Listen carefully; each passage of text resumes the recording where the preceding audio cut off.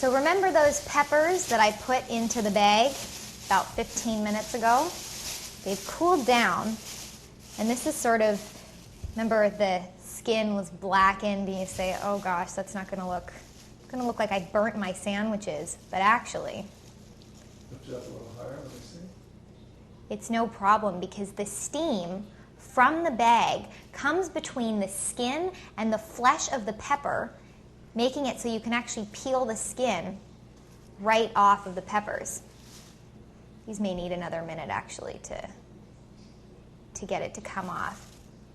You can also put it back on the cookie sheet as you brought it out, and just put a tent of tin foil over it even.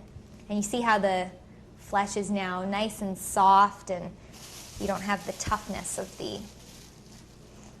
See how it just slides right off. Just like that. So when you bite into it, bite into your sandwich, you know how it is. Then you end up dragging the whole pepper out with that bite. Okay, so I'll finish those in a second. And those are all the vegetables off the grill. Look at the beautiful grill marks on those. Now, you can grill so many things on the barbecue. From that corn salad, we could have done a grilled corn salad even. You can grill tomatoes if you like.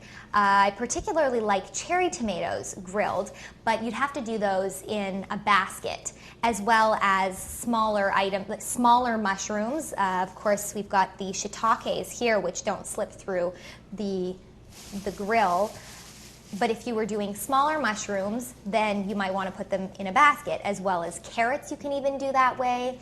Onions, fennel, leeks, and even asparagus. Asparagus, the way that I do that is I had the pleasure of going and picking my own last summer. And if you just thread it with a skewer and then place it, they almost look like rafts, just thread multiple asparagus and put them right on the grill with some olive oil. So good. And then drizzled with some lemon juice.